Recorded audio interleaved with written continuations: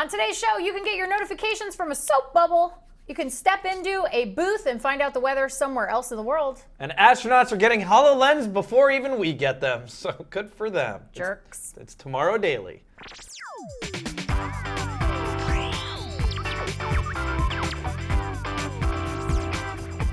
Greetings, citizens. What's wrong with me? Greetings, citizens of the internet. Welcome to Tomorrow Daily. I'm Ashley Esqueda. This is Kel Anonymous. You're watching the best geek talk show in the known universe. Except for grammar, because obviously I can't speak. They didn't say it was the best grammar show in the universe. That's very true. I will never claim that. That ain't no truth at all, none. So anyway, without that stupid intro, here are your headlines.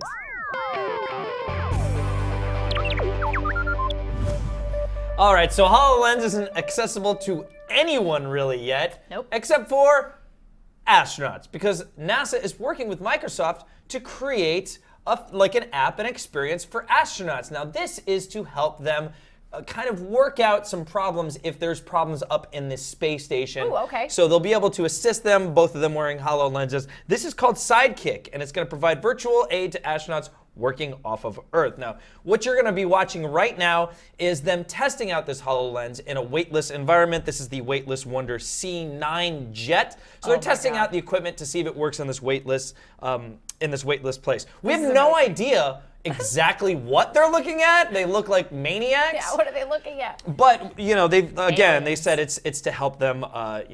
It's an alien fighting simulation program. Which you can play on the ground. They're just playing Halo. Anyway, Exactly. So this is actually going up very, very soon. On June 28th, SpaceX is going to take it as part of a resupply up to the space station. Now their goal is to reduce crew training requirements. Oh boy. And increase the efficiency at which astronauts can work in space. Okay. So you can go up there and maybe if you don't have all the experience, they'll help you out. So there's two modes. This is all we know as far as how it works and what's going on inside the headset for the astronauts. Two modes: remote experiment mode, which is it's Skype, so they can share the experience, they can see what the astronauts are seeing and be able to help them out that way. And there's also procedure mode, which we've seen kind of a look at inside of the demo, the first HoloLens demo, in which what they're looking at, it projects like a visual, so that if the astronaut's looking at like a piece of the ship, it'll point an arrow to the ship and like highlight it and show them how to unscrew it and stuff like that. Something. So it's basically holding their hand for these astronauts who should probably learn how to do it, but you've got a lot more people on ground. But I'm not saying astronauts aren't qualified. It's a good safety precaution. If you think about if Apollo 13 had that, maybe there might have been some resolutions. But yeah, many more minds on the ground helping the few people that get sent up to space is really good. Now there's tons more planned with this HoloLens NASA Sidekick sort of thing. They plan on sending it on other missions. You can check out their post about it. There's a tweet about it, but SpaceX is involved, so it's pretty neat. HoloLens, Microsoft, SpaceX. HoloLens, SpaceX. I mean, I have to say, like in the last month, HoloLens has partnered up with some very unsuspecting companies. Like I did not expect them to partner with Oculus. That was like a big thing. I think that we were all kind of surprised about. And then now it's like, oh, hey, and by the way, we're sending them up to the astronauts in the space station. No big deal, whatever. Like, insanity. I love it, but it's crazy. Yeah, it's going to be interesting to see the practicality because Logan and I tried it on. And we weren't blown away, but maybe, there's just enough there to like get the job done for the astronauts. It's crazy. Also, they were using wireless headsets too, so that's also good. But. Untethered, yeah, it's very good. Well, you mentioned like the field of view being really small. That's that small. Oh wow, that's not look at me. That great. It's about that small. Let's hit up Logan's camera. Let's hit up Kale's camera, Logan. It's about that small. That's very small. So you have to kind of like look through it. But yeah, so there you go. Hopefully that'll work out. Very awesome. Yeah, they're gonna send two up very soon on June 28th and SpaceX. Oh, this weekend. A couple more. Sweet. Yeah, so there you go. I'm gonna stow away. I'm gonna go up to the space station. Just for HoloLens? Listen, they could help. If I had HoloLens on, they could help me be an astronaut right away. That would be great. Okay, I want to tell you about this climate booth. This is really weird, but also one of those things that I would imagine in like the Jetsons, like a thing that you would see in the Jetsons. So, if you've ever been, we're from Southern California, and there are times where I'm going somewhere and people go, oh, it's really cold. And you're like, oh, it's really cold. Okay, it must be like 60 degrees because that's really cold in Southern California. And then it's like freezing. And you don't really have an idea of what that feels like until you're in it. And then you're like, oh boy, I packed really wrong, or I did not wear the right jacket off the plane. This is called Climate Portal. This is awesome. It's at the Arlanda airport in Stockholm, Sweden. They have installed these weather pods for people to step into, and they can feel the actual climate of the place they're about to go to. So they'll know exactly what it feels like when they walk outside and when they get off the plane at their destination. So, isn't that a little late? Well, it works in this way, which is if you're not sure if maybe you should have a jacket, or maybe if you need sunglasses or whatever, like for when you get off the plane, like you can take all that out and just do that, and you won't have to worry about, figuring it all out once you get to the airport. They don't just heat up and cool down though. Like, here's the interesting thing. They actually use heat, AC, mist, fans, and audio-visual installations inside to like really give you a sense of what the weather is like. So I would imagine that it would be kind of not an intense experience, but I mean, if it's like raining, you're gonna feel a little mist, like, so you'll know like, oh, it's gonna be a little bit damp. Like, I mean, it's cold. Oh no, this is like really cold in here. I'm gonna need a bigger jacket or whatever. I just think this is awesome. Like, I think what a weird, cool little bit of technology that's sort of not doing anything to change the world, but it certainly is like changing the way that we travel. Like, that's a thing that like I think everybody would want to try if it was at their local airport. They'd be like, oh, I just want to go in there just to see. Even if you're just going to like San Francisco, you're just like, well, I just want to see what it's like. You need to walk in there.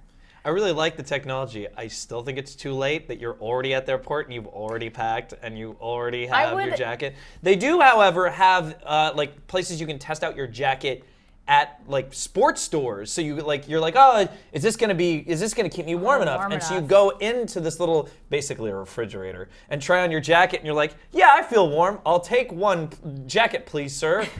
And then you leave. But that's pretty cool. But yeah, it's maybe neat. downstairs. Is it sponsored by somebody, or is it just the airport? I don't think so. It'll be up until like the end of August. I think they were saying they were just doing it for now. But I have a feeling like maybe if a lot of people, people respond to it and people really like it, they'll probably keep it up.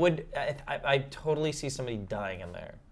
That wouldn't be good. Somebody's gonna be like, oh, Sahara, bing, bing, bing, bing, bing, bing. Antarctica. Goes in there, doesn't realize it, forgets how to open the door. He gets died from heat stroke. He's trying to find the door. It's a horror movie waiting to happen right there. It really is. So they'll be available until the end of August, but you have to go to Sweden to try it out. Is that our TD? It is. That's our hashtag of the day. It is TD Climate. It is what feature would you add to the booth to make it more interactive? Like, what's the thing that this booth is missing?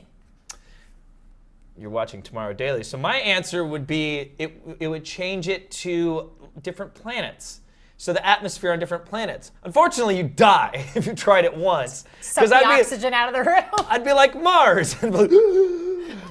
But that would be mine. So don't try that out. Okay, what's yours? I would say, I would add augmented reality glasses to this. I would drop in a HoloLens, and then that way you can sort of see what it's going to look like, and you can feel what it's going to look like at the same time. You can really immerse yourself. That's just add a HoloLens. Just add HoloLens. That's a trademark. Just add HoloLens. Make it better. Just add HoloLens. Get super disappointed. Super disappointed. Okay, and then lastly, I just said this is really fun and it's super dumb, but it brought me joy, and that's actually the point of it, to bring joy. This is called Notify, and they don't have like a full video of it because it's pretty simple. It's a pretty simple idea. Regular notifications. So 2014. So there's this calendar app called Pop-Up, and it syncs with this thing called Notify. Pop-ups, the point of this app, this scheduling app, is to give you opportunities to appreciate the joy in your schedule. So for example, if you're like seeing an old friend, or if you're saying goodbye to them or whatever, oh, you're gonna see this person, like, wow, joyful detour, like your dinner is, here's your friends, you can go in just a few footsteps, you're going to dinner at this place, there's this other place, this great view or whatever. So that's what, it gives you ideas of like things to do like within your schedule, then the constraints to bring joy into your life. So, kind of awesome. But Notify pairs with this. And Logan, do we have that GIF? It's an animated GIF. They put it up on their site. Yeah, here it is. So when you get a notification for your calendar for like a meeting or whatever, it blows a soap bubble on you put it on your desk. And then you just like pop it and then you go to your meeting. When you have a meeting, it blows a bubble? Yeah. When you get a little notification, it like blows a little bubble. So it's like a pleasant notification. Like, I know that sometimes I get really stressed out when I hear the notification on my phone or my iPad, and I'm just like, oh, what now? What if you're in a group text? I feel, then you'd want to shut that off. Maybe you shut that feature off. Otherwise, your whole room will be filled with This is really awesome. It's so cool. Like there's it's so dumb, edible I love it. bubbles, by the way, so they should totally make it the edible bubbles. I'm gonna do like little bubblegum flavored bubbles, and they just pop up and you just eat them. That's really cool. How much is it? Okay, so they're not selling them yet, but this is part of a project called Redesigns, and this project, this series has a goal of turning. These are not my words. Mondays into Monyays. They're trying to like revolutionize kind of like your daily office experience. I know you just got really mad, but they're trying to make people's days a little more joyful, and that was one of the things they came up with. Changing the word to Monday doesn't make Monday any more fun. No, but I mean that's just the concept. It's not. They're not changing the word, but they're like that's the sort of the idea behind it. But anyway, No to Fly. I thought really cool, and I kind of want one. If I'm being honest, I kind of want one. But on that note, we're going to take a quick break. Before we go, though, we have to show you this video of all the fancy CNET and GameSpot editors telling you what they're playing right now. I'm sure a lot of them are playing Batman Arkham Knight. No, they're not if they have a PC. that might be true. So check out Play This, and we'll be right back.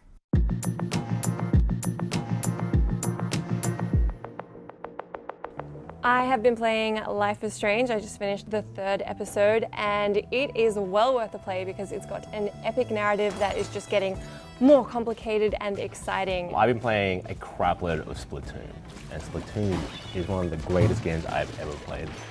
Hey, what's up? I'm playing Project Cars on the PC on this sweet Thrustmaster steering wheel, but what I'm really playing at home is Tokyo Jungle on the PlayStation 4 via PlayStation Now, their weird PlayStation 3 streaming service, which costs $19.99 a month.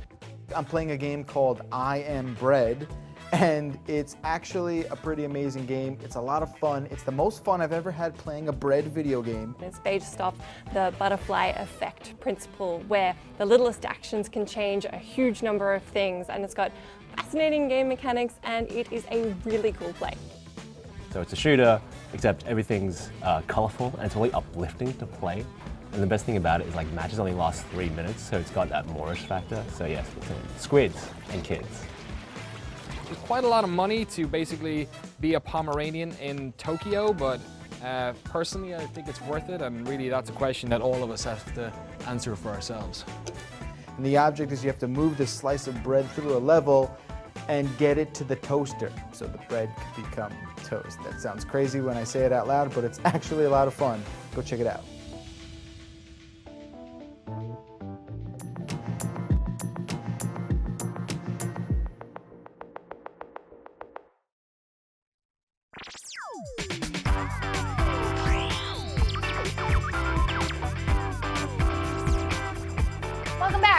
Welcome back to the show. I mean, you're playing Batman Arkham Knight right now. I'm Yeah. playing Splatoon as well. Yeah. So that's what we're playing.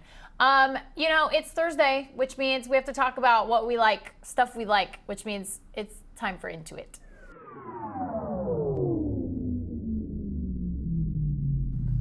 All right. So I'll let you, please, you go first. I always like hearing what you're into because we have such different lives.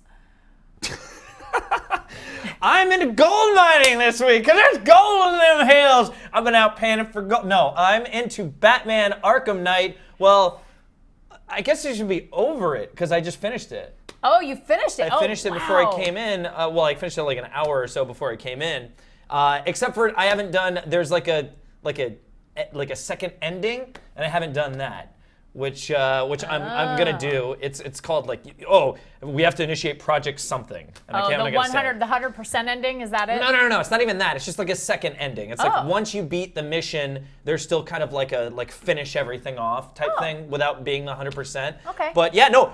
By the way, if you can't play it on PC, just wait, because it is worth the wait. It's one of the best games of the year. Solid storytelling. Again, fun gameplay from beginning to end. The tank battles suck. Stop. I wish they had stopped shoving the Batmobile down your throat.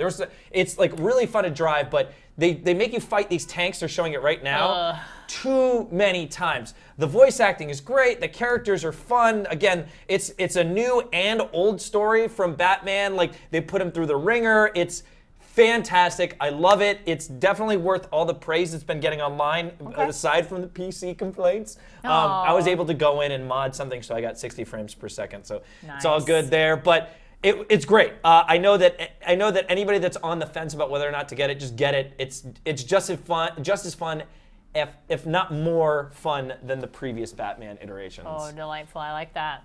I love that. It's so good. I'm gonna go. I'm not gonna 100% it because I'm not that guy. I'm not gonna collect all the Riddler trophies. Screw that. That's gonna be me. I have too many things to do. But I am gonna get to the whatever the second part is. The second ending. Man, it was so good.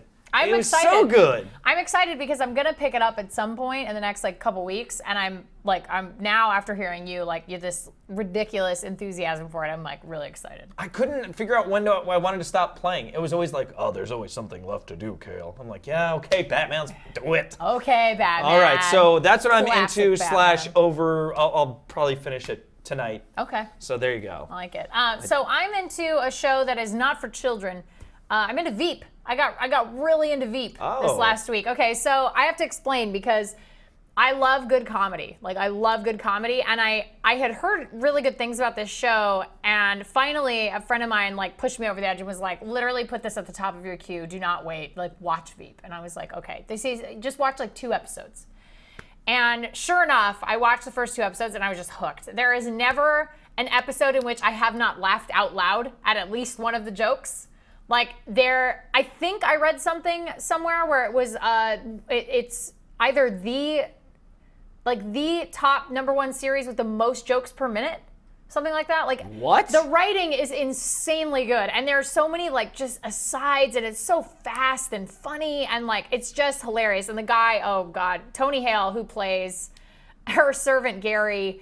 Her bag man, Gary, he played Buster Bluth in Arrested Development, and he is just as funny, if not way funnier, as this character than he was as Buster Bluth. It is so funny. The guy who plays Jonah is great. This is Sue, her receptionist. It is a hilarious show. I highly recommend it if you are an adult because it is an adult series with adult jokes. But it's fantastic. I absolutely love it. It's so funny. So petty, all of the small, they make kind of this really big government job seem it's full of all these little weird petty arguments and stuff between people, and I'm sure a lot of it is like that, but it's really entertaining, so funny, and Julia Louis-Dreyfus is she's brilliant. She's absolutely brilliant. Love her in Seinfeld, love her in everything she does, and she just continues that streak here. She's fantastic. It's on HBO, right? Yeah, it's on HBO, and so now you can get HBO now for $15 a month if you don't have cable. You can just get it and stream it. But it's so funny. We're in the middle of season 2, and Gary Cole's in it now, and he is intense and hilarious, and the storylines are insane, and they're so great. It's really good. Anyway, I have very similar enthusiasm for Veep. Except for you don't get to punch supervillains in the face. That is true, and that's why I'll be buying Batman because I would like to also punch supervillains in the face. Okay, guys, we got to talk about you. It's time for user feedback. Okay, I asked you guys to use the hashtag TDHover. Tell us what alternate modes of futuristic transportation you'd prefer over, everything that we talked about yesterday. So, Landslug wrote in and said, I'm too old for a hoverboard anyway. Hover Segway would be nice, though. Hover Segway for the Hover olds. Segway for Paul Blart Mall Cop 3. In space, on the moon. Whoa, no. We gotta just go for it. Just Listen. in a Radisson. He's Radisson, and just pretend there's nothing special about it. Innovation Required wrote in and said, jetpacks for small distance and wormholes for long distance because no killing and rebuilding were involved. It's a good workaround. Smart man. Yeah, that's a hack. I think that's a wormhole hack. Wormholes scare me, though. I would be so scared. Tiago wrote in and said, hyperspace transportation, of course. I don't disagree with that. I gotta be honest. Lewis wrote in and said, time travel for definite. Dude, where's my TARDIS? I like that. Like time travel. Yeah, time travel. Time travel. And then James wrote an email and said, how about a personal hover system using 4 bands to orient the field, 1 on each wrist and each ankle. Using the energy produced by your body to power, the 4 bands would hyper-accelerate the air molecules around you, thus lifting you off the ground. Using various sensors such as gyroscopes and accelerometers, you'd be able to navigate your direction of travel. It would only have to elevate your body a few inches off the ground, depending on the terrain. For paved or relatively smooth surfaces, 1 to 2 inches. For more uneven surfaces, dirt, gravel, or fairly rocky, 3 to 6. Using nanotechnology, these bands would be relatively small. They would fit comfortably under your clothes, being no larger than most wearable tech used today. That was a lot of thought. And I have to say, like, I'm impressed because I would love a system like that. If I could just like boot up some wristbands and ankle bands and like just float around, that would be awesome. Are you ready for that kind of system? That's what I need. No, I want to be destroyed every single time I want to go someplace. I gotta go to Chipotle. Dissolves. And then gets built back up in Chipotle. I'm like, ugh, barbacoa, please. And then be like, back oh, at home. thank you. Yeah, oh, perfect. sweet. Oh, amazing. But yeah, so that's what you guys wrote in for TD Hover. And now it is time for our very last piece of user feedback, which is always our photographer of the day.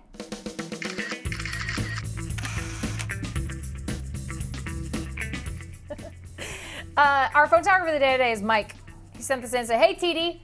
Not part of your typical demographic, but I love you guys and your show. Watch it daily. This is from on my way home from downtown DC.